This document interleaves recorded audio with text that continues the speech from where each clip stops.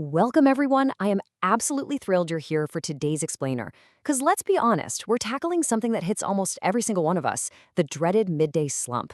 We're going to transform those exhausting, draining work days into a highly structured, super effective step-by-step playbook for recovery.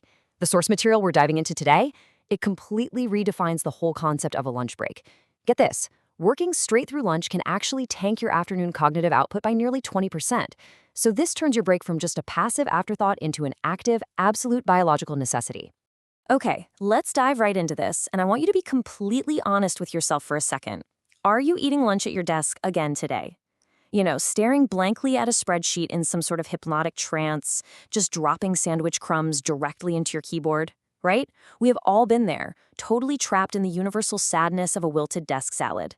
It's a really common habit, especially for focus-driven people who just want to power through the day. We convince ourselves, oh, if I work straight through, I'll be more productive. But as you'll see, the research points in the exact opposite direction. Staying chained to that workstation is literally sabotaging your afternoon. Now, the source text establishes this really profound core thesis right out of the gate. Your lunch break has got to be a non-negotiable period of switching off. Notice the strength of that phrasing, non-negotiable. Lunch isn't just this convenient little pause in your calendar if you magically happen to find the time. No, it is an absolute biological requirement for recovery. When you don't step away, you're just hoarding massive amounts of cognitive fatigue. Your brain actually needs to access its default mode network. That's the state of mental rest where memory consolidation and problem solving actually happen in the background. Basically, if you aren't actively switching off, you simply aren't recovering. So to solve this, we've pulled together a clear, step-by-step guide from the material. It's a two-part roadmap. Step 1 is mindful presence, and Step 2 is active restoration. Let's break down exactly how you can pull this off today. Step 1, mindful presence. To master this first step, you've really got to mentally slow down.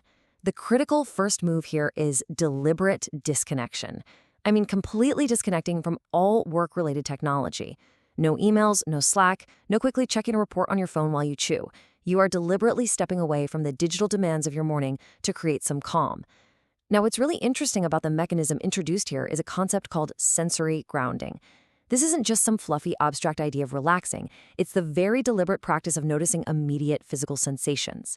Doing this acts like a cognitive circuit breaker. It immediately snaps that endless cycle of rumination where you're agonizing over a morning meeting or stressing about upcoming deadlines. So here is your practical step-by-step checklist for this sensory grounding. First, just take a breath.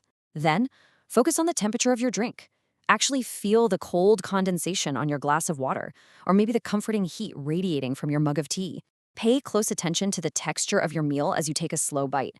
Notice your surrounding environment, the ambient sounds, the way the light is hitting the room. By deeply engaging these physical senses, you're gently forcing your mind out of that stressful digital world and anchoring it firmly right in the present physical moment. Step 2, active restoration. All right, so once you've grounded yourself, it is time to get moving. We're transitioning from that calm, centered presence right into physical action. This phase needs to be brisk, energetic, and it's totally vital for clearing out the physiological residue of your morning. Look at this stark contrast for a second. On one side, we have dining at your desk. The source material highlights that your workspace is basically loaded with micro-triggers.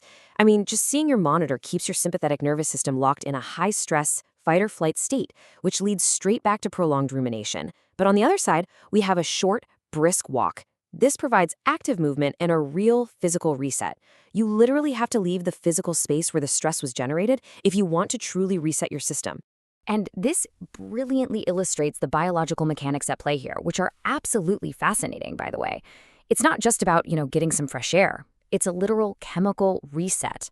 A brisk walk effectively burns off the cortisol and adrenaline that have naturally pooled in your bloodstream during a busy morning.